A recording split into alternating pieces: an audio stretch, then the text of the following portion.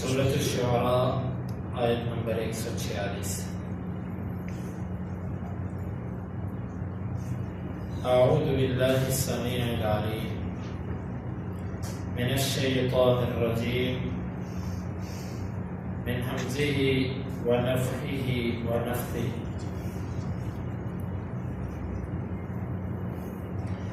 اتترکون فیما ہاہنا آمنین فی جنات وعیون۔ اتترکون کیا تم چھوڑے جاؤ گے، فیما ان چیزوں میں، ہا ہونا جو یہاں ہے، آمنین اس حال میں کہ تم امن میں ہوگے، فی میں جنات باغات وعیون اور چشمے۔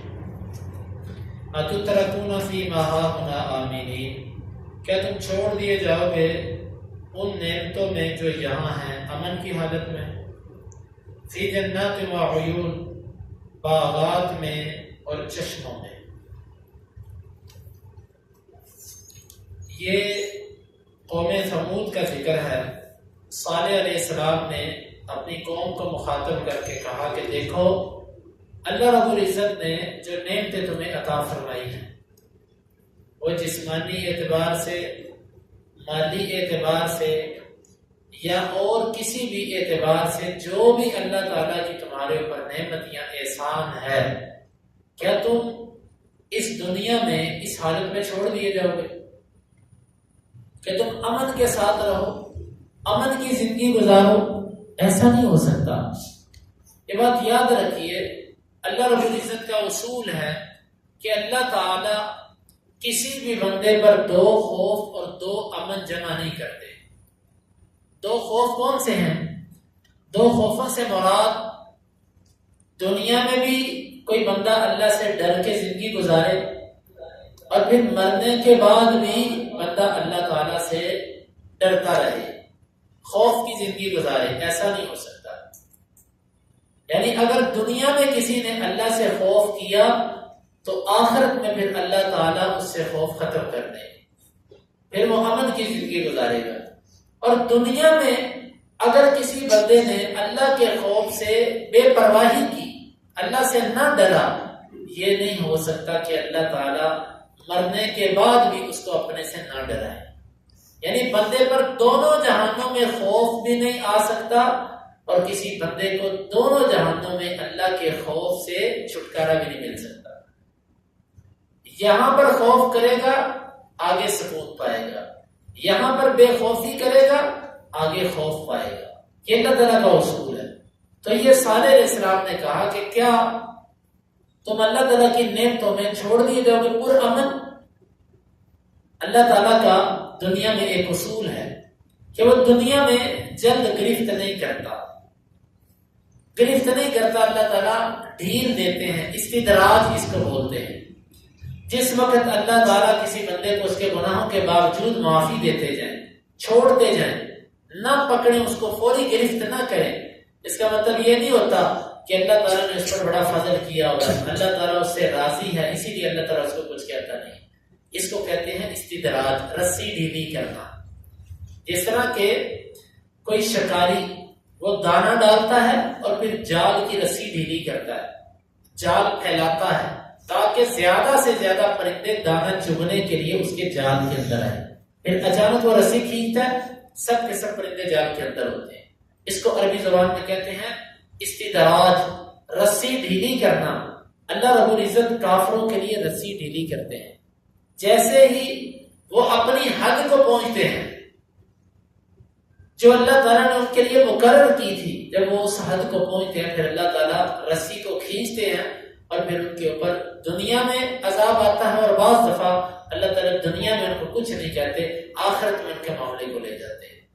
تو یہ فرمایا کہ کیا تم اس دنیا میں ان نعمتوں میں جن میں تم ہو امن کی حالت میں چھوڑ دیے جاؤ گے، فی جنات وعیون باغات کے اندر اور چشموں میں۔ بڑی نعمتیں تھیں اللہ تعالیٰ کی ان کے اوپر، یہ نہری نظام، یہ چشمے اور یہ باغات، یہ سبزہ، یہ سب کی سب اللہ کی بہت بڑی نعمتیں ہیں۔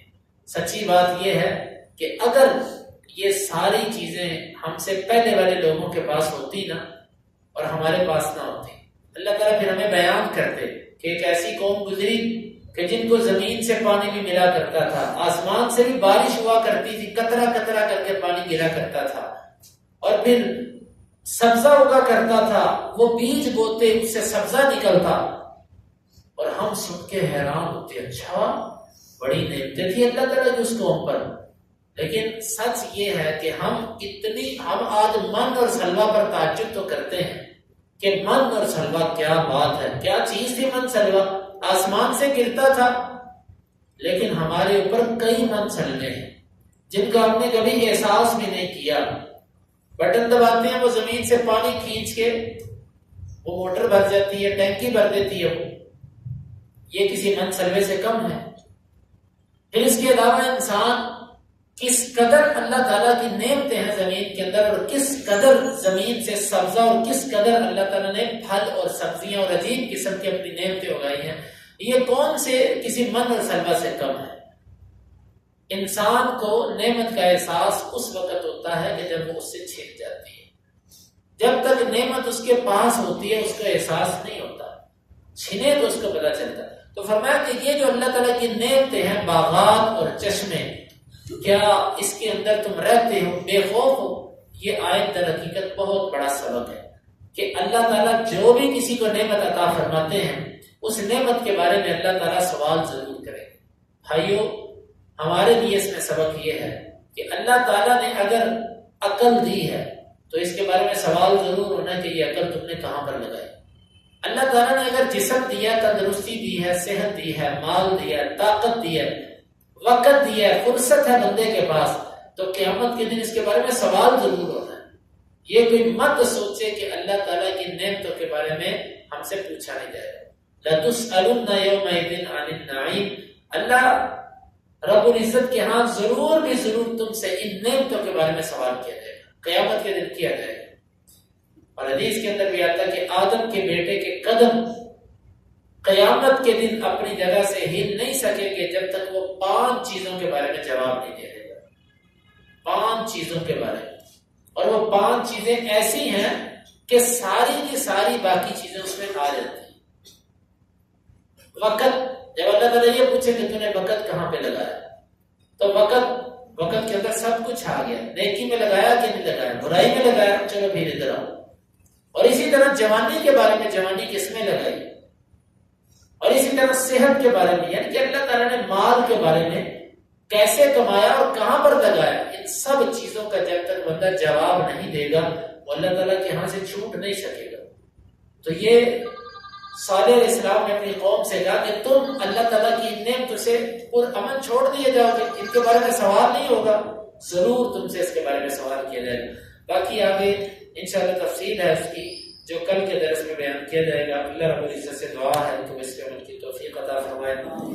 اتترکون فیما ہاہنا آمینین،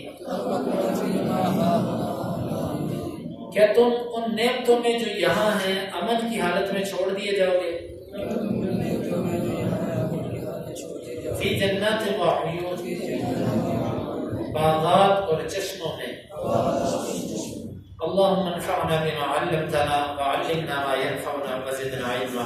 اللهم اقسم لنا من خشيتك ما يحول بيننا وبين معصيتك، ومن طاعتك ما تبلغنا به جنتك، ومن اليقين ما تهون به علينا مصائب الدنيا، متعنا اللهم بأسماعنا وأبصارنا وقوتنا أبدا ما أحييتنا، واجعله الوارث منا، واجعل ثارنا على من ظلمنا، ولا تجعل مصيبتنا في ديننا، ولا تجعل الدنيا أكبر همنا ولا مبلغ علمنا، ولا تسلط علينا من لا يرحمنا، وآخر دعوانا